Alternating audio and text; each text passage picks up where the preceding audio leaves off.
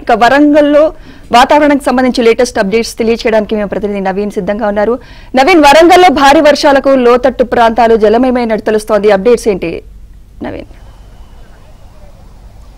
సుమిత్ర, వరంగల్లో అర్ధరాత్రి నుంచి కురుస్తున్నటువంటి భారీ వర్షాలకు లోతట్టు ప్రాంతాలన్నీ జలమయమైనటువంటి పరిస్థితి కనిపిస్తుంది. ఇక్కడ వరంగల్ తూర్పు నియోజకవర్గంలో ఉండేటువంటి వివేకానంద కాలనీ, సాయి గణేష్ కాలనీ, తర్వాత మైసయ్య నగర్, ఇవన్నీ కూడా లోతట్టు ప్రాంతాలు జలమయమయ్యాయి. మనం ఖమ్మం వరంగల్ హైవే మీద ఉన్నాం. ఖమ్మం వరంగల్ హైవే మీద ఉన్నటువంటి సిచ్యువేషన్ చూడవచ్చు, ఏ విధంగా వరద నీరు పేరుకుపోయిందో.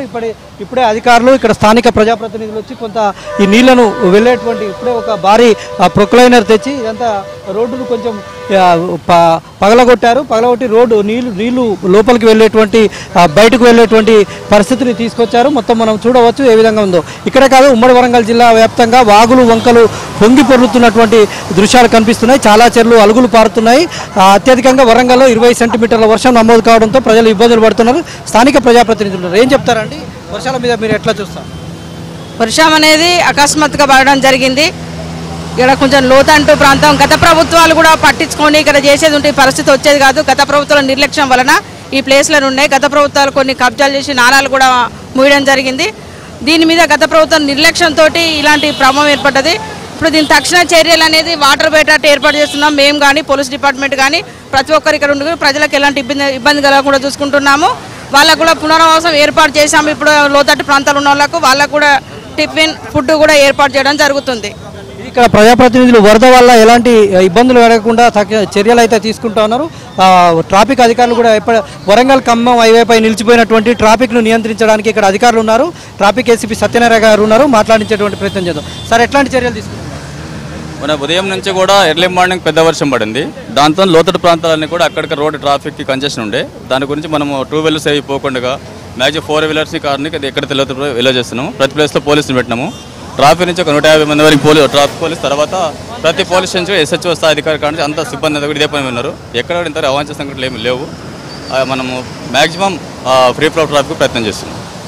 చూడవచ్చు మనం ఈ విధంగా నీళ్లు ఖమ్మం వరంగల్ హైవే మీద నిలిచిపోయి వాహనాలు ఇంతసేపు ట్రాఫిక్ జామ్ అయింది. వాహనాలన్నీ కూడా నిలిచిపోతే ఇప్పుడే ఇక్కడ ఉన్నటువంటి మధ్యలో ఉన్నటువంటి రోడ్డును పగలగొట్టి నీళ్లను కిందకు వెళ్ళిపోయేటట్టు చేస్తున్నారు. ఇప్పుడే వాహనాలను అనుమతించారు. చాలా వరకు కొంత ట్రాఫిక్ జామ్ అయినటువంటి దృశ్యాలు మనకు కనిపిస్తున్నాయి. ఇటువైపు చూస్తే, ఎడమ పక్క చూస్తే కాలనీలోకి కింద దిగువన ఉన్నటువంటి కాలనీలన్నీ కూడా మునిగిపోయినటువంటి పరిస్థితి మనం చూస్తూ ఉన్నాం. దిగులో ఉన్నటువంటి సాకరాసికుంట, నాగయ్య నగర్ కాలనీలు పూర్తిగా ముంపులో ఉన్నాయని మనం చెప్పవచ్చు. చూడవచ్చు మనం వాటర్ ఏ విధంగా ఉందో. కాలనీలో తెల్లవారుజాము నుంచి కురిసినటువంటి భారీ వర్షానికి ఇక్కడ ఉన్నటువంటి జనజీవనం అతలాకుతలమైనటువంటి పరిస్థితి కనిపిస్తుంది. ఇప్పుడే ఎమ్మెల్సీ కొండా మురళి రంగంలోకి దిగి ఆయన కాన్స్టిట్యున్సీలో ఉన్నటువంటి ప్రజలను అప్రమత్తం చేసి సురక్షిత ప్రాంతాలకు తరలించాలని అధికారులకు సూచన చేశారు.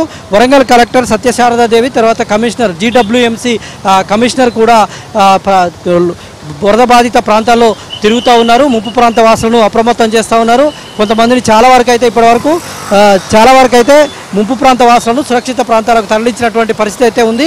ఇంకా ఇవాళ రేపు కూడా వర్షాలు ఉండడంతో ప్రజలను అయితే అప్రమత్తం చేస్తున్నామని అధికార యంత్రాంగం చెప్తోంది.